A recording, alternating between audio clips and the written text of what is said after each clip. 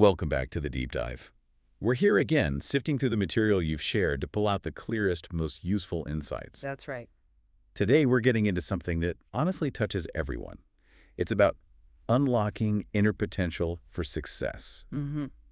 A big one. Yeah, personal growth, Yeah. what actually drives achievement, and maybe this slightly overlooked idea about where we should even be looking for the answers. Yay, because we often look outwards, don't we? Totally. I mean, I think we can all admit we've probably spent time searching outside ourselves for that, that secret sauce. Quick fix. Exactly.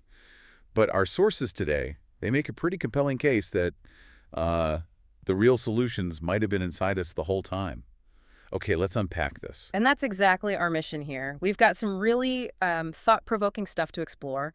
Our goal is to distill those key insights about self-development, about what genuinely pushes people towards their goals. Moving beyond just the what. Precisely. We want to get into the why. Why are these internal solutions so powerful? How can you actually apply this stuff? Okay, so this whole idea of looking inwards, Mm-hmm.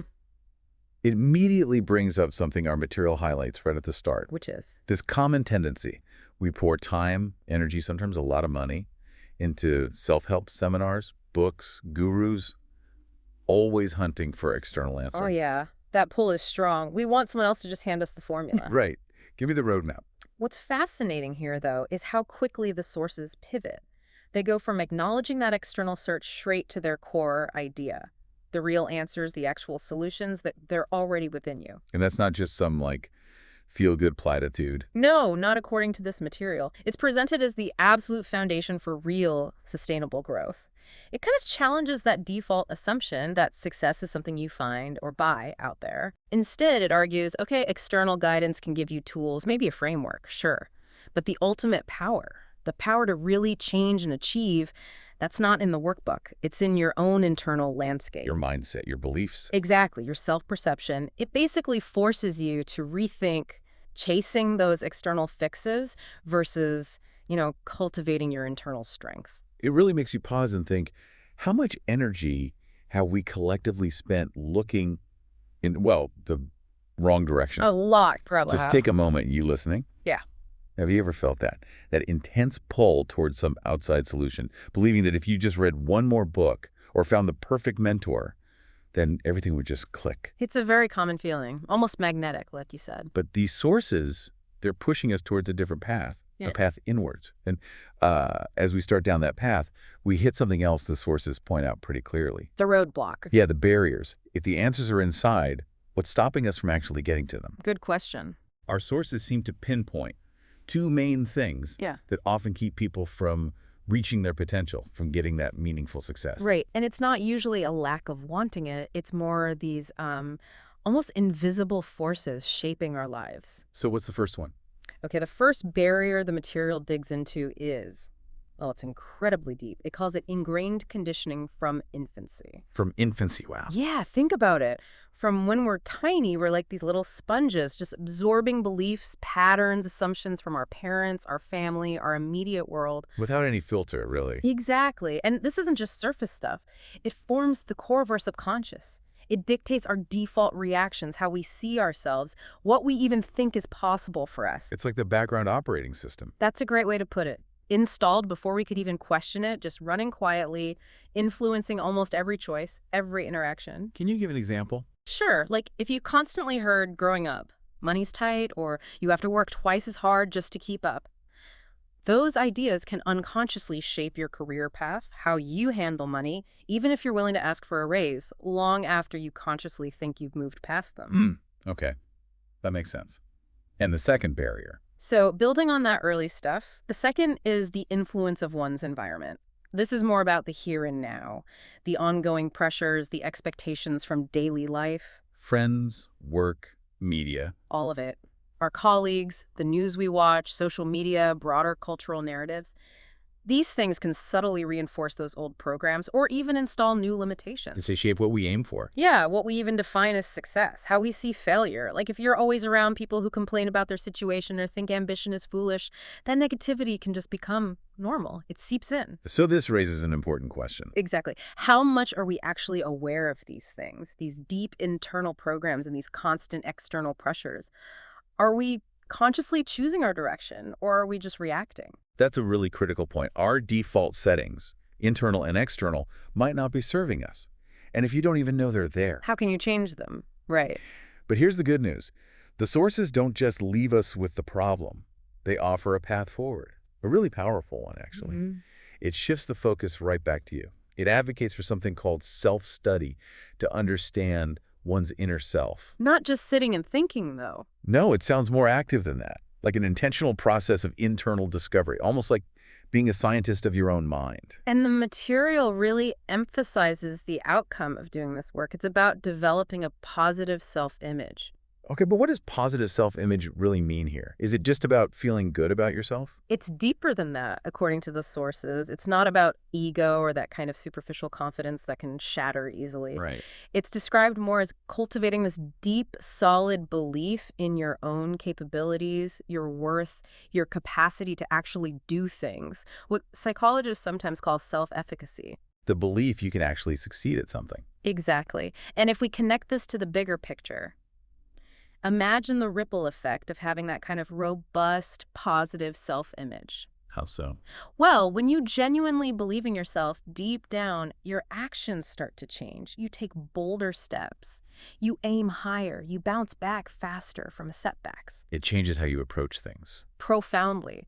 The sources even suggest it can subtly rewire your brain over time, making positive thought patterns feel more natural.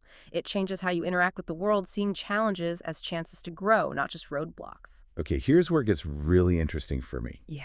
This powerful idea that you hold the key, you, Yeah. to transforming your own life. Yeah. It's not about waiting for someone else to give you permission or validation. It's about ownership. Taking ownership of your inner world, figuring out how it works, and then actively shaping it. Right. And this moves us away from just talking about concepts and Mhm. towards, okay, what can I actually do? The practical steps. Exactly. So we've got this idea. Answers are internal.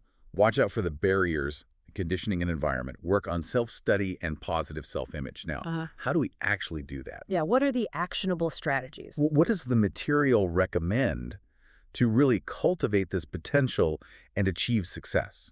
Because this isn't just theory, right? It needs to be a blueprint we can use. Absolutely. And the material does provide some clear, practical steps that build on that internal work. First off, it really hammers home the importance of setting specific goals. Okay. Sounds basic, maybe. Goal setting? It might sound basic, but the sources explain why specificity is so key for this internal shift. Vague goals, like I want to be successful, well, they lead to vague efforts, no real drive. Right. But when a goal is specific, measurable, achievable, relevant, time-bound, smart goals, it clicks something in your mind. It gives your subconscious a clear target. Like programming your internal GPS. That's a perfect analogy. It lets you focus your energy, figure out the steps, and actually see your progress. That clarity is incredibly motivating. Okay, specific goals. What else? Next up, and this is crucial for tackling those ingrained patterns we talked about, actively choosing positive thoughts. So not just wishful thinking. Definitely not. This isn't passive hope or just ignoring the bad stuff. It's an intentional daily mental practice. Our minds are thought factories, right? Constantly churning stuff out. Yeah. And if you don't steer it, it can easily drift into those old negative loops from conditioning or what you're hearing around you. So you have to consciously intervene. Exactly. Actively choosing positive thoughts means consciously directing your focus, challenging those limiting beliefs when they pop up, feeding your mind affirmations that line up with your goals and your positive self-image. It sounds like mental training. It is. Like building a muscle. Yeah. The more you practice this intentional positive thinking, the stronger that mental habit gets, and it starts to crowd out the old unhelpful stuff. Makes sense. Is there a third piece? Yes.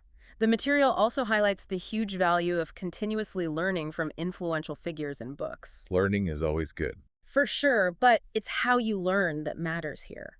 The sources even mention a specific example, Think and Grow Rich, which many people find foundational. A classic. Right. But the key point is the source's definition of education itself. It clarifies that real education is about drawing out one's potential, not just accumulating facts. Okay. Drawing out potential. What does that mean exactly? It means it's not just about stuffing your head with information like rote memorization for a test. It's about critical thinking. It's about absorbing wisdom, integrating new ways of seeing things, And then using it. applying it. Yeah. applying that knowledge to unlock abilities you didn't even know you had. It's an active discovery process, using external wisdom from a mentor, a book, whatever, as fuel for your own internal growth. So you take the external knowledge and make it internal power. Beautifully put. Yes. Transforming it into personal capability. That idea about education, Yeah. drawing out potential, not just fact collecting, that's really profound. It shifts the focus entirely. Yeah. It's not just about what you know, but how what you know helps you become more fully you, drawing out your unique spark. And for you listening, this means these aren't just abstract ideas. They're real things you can do, starting now. Get specific with goals, consciously choose positive thoughts, and keep learning, but learn in a way that draws out that amazing potential already inside you. It's an ongoing process. So as we wrap up this deep dive, let's just quickly recap the journey. We started by questioning that common idea that success answers are out there. Finding instead they're internal. Always. Then we looked squarely at those barriers, the deep conditioning from way back, and the constant environmental static. Tough stuff, but identifiable. But then the path forward emerged. Well, Intentional self-study, understanding your inner workings, actively building that strong, positive self-image. recognizing its huge impact. And finally, those practical tools. Yeah. Specific goals, choosing positive thoughts, and continuous learning focused on drawing out potential. Yeah. Wow, that was quite an exploration. Really empowering stuff. It really has been. And as you, our listeners, start to integrate these ideas, maybe mull over this final thought. Okay. The single greatest resource for your success.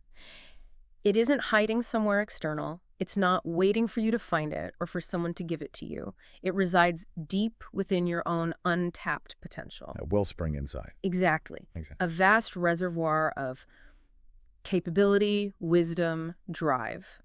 Just constantly waiting to be drawn out through your intentional effort, through consistent self-study, through that genuine, lifelong commitment to learning and becoming. So maybe just pause for a second right now. Ask yourself, which of these internal solutions could you start exploring first? What's one small, deliberate step you could take today to look inward and begin drawing out the success that's already waiting inside you?